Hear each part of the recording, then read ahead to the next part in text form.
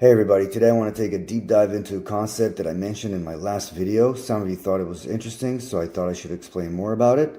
I learned about this about 4 years ago from a guy named Tim Peterson. I'm going to write down his link in the description. And the more I paid attention to it, the more it transformed the way I play guard and the way I pass guard. If you're a fan of the ecological approach of teaching Jiu-Jitsu, this is a great concept to design games around, and I hope you're going to enjoy it. So the theory goes like this. We're going to look at the spines of both fighters, or you can think about the line from their butt to the top of their heads. In this photo, we see a favorable position for the top player, and that is because if you look from above and you draw the line of the spine of the top player and the line of the bottom player, then again, from above, it will look like they're crossing. If they cross, this is a favorable position for the top player. So top players who know what they're doing will always fight to get these lines to cross. And bottom players who know what they're doing will always fight to get these lines to uncross. A simpler way of saying this is to say that the top player wants their head and hips on opposite sides of the bottom player, and the bottom player wants both the hips and the head of the top player to be to their left or to be to their right. Now, the first thing I want to show you is a few examples from competitions and sparring. Okay, Gordon Ryan versus Josh Barnett, Quintet 3. Notice how Gordon Ryan keeps Josh on his left side. Both Josh's head and hips will stay on Gordon's left side. Gordon will grab his arm, he'll pull his head, he'll push at his head, he'll get his hips back, he'll get up and get down back again. But basically what Gordon is doing is just making sure that Josh stays on one side. Then Gordon gets the sweep. And then the first thing Gordon does, he takes his head up and pushes it across Josh's body to the other side. So no surprise, Gordon knows what he's doing, both from bottom and from top. Now let's go way back to 2006, Marcelo Garcia versus Demian Maia, Brasileiro 2006. So here, obviously, both players, technical masters, both of them know what they need to do. Marcelo is trying to push his head across Damian's body, and Damian is really trying to stop Marcelo's head from crossing. As they keep fighting, you should notice this point where Marcelo got his head across from Damian's body. This is really where this control got tighter and tighter, and Demian is losing his mobility on the bottom. From this point on, Marcelo was able to keep his control, and the fight ended pretty much in the same position. Back in the gym, let's look at a friendly sparring session. The guy on top is Daniel O'Brien, that's my teacher. And the guy on bottom is Ron Burt. He's actually a vicious third-degree black belt.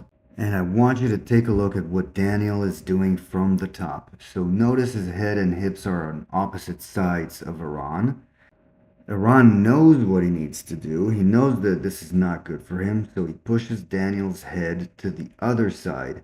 But Daniel immediately corrects by pushing his hips to the other side. If someone has control over one side of your spine, in this case the head, you might have control over the other side, in this case the hips, and this allows you to maintain the cross and keep a good top position. And as long as you have that cross going, it's going to be pretty hard to move you around. Even though it might look weird, it still works. Right now, you're going to see what happens when you don't keep the cross. So Daniel is sparring black belt Boris, and he is keeping the cross so far.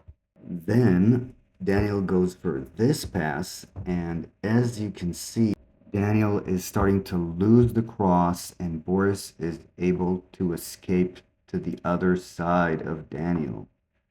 This is how little you need to be able to escape. They go into a scramble, and the rest doesn't matter. Daniel just lost his top control, even if it was for a brief time, but he lost it because he was not crossed. Now let's move on to a couple more things I wanted to say. Let's say I'm working any type of knee slide pass, okay? So this is his line, and look at my butt to my head. Right now, our lines are not crossing. This means that I'm doing a shitty job with my knee slide, because when we're not crossing, he can get this leg between us, easy. Good, like go over it, go, yeah, easy, not fun. He can also just scoot away because there's not enough pressure on him.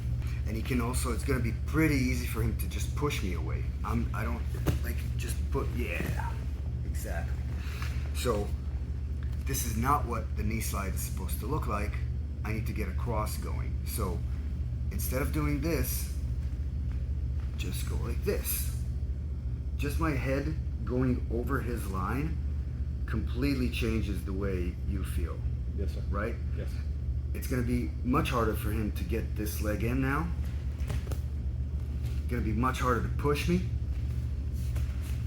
And it's going to be much harder to scoot away because I have enough weight going this way.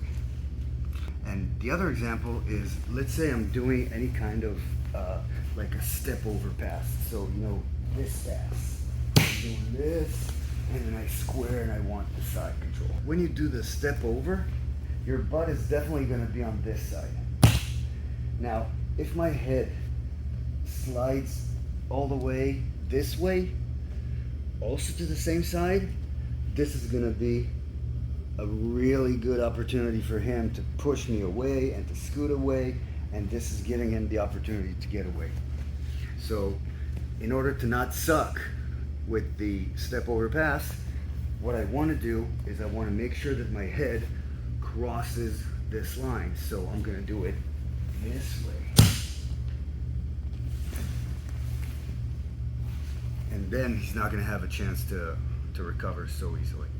Okay, so now we're back, and so if my butt is here, my head wants to be this way. If he knows what he's doing, he's going to keep making sure that my head cannot go there. Okay?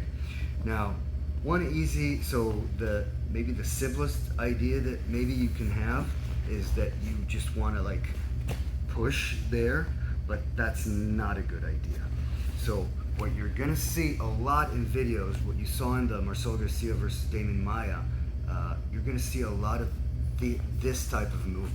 So as he pushes me there, you'll see the head go around the frame and penetrate this way.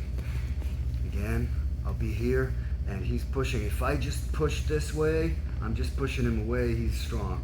But you'll see people go like this all the time. Like you'll see people go up and around, or just up and inside.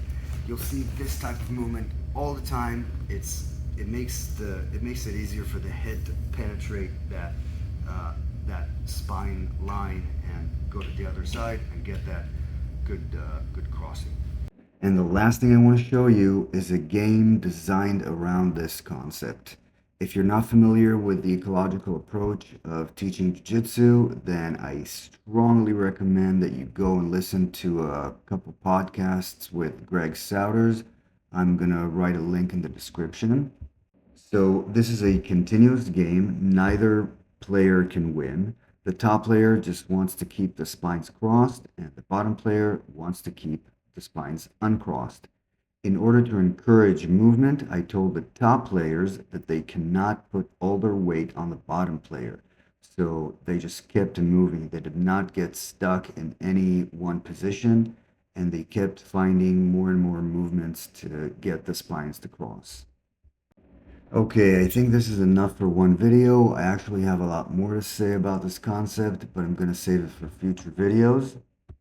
Now it's time for you to go and do some homework, play around with it, and leave me some comments if you want to know more or anything you thought about the video. I'd love to hear it.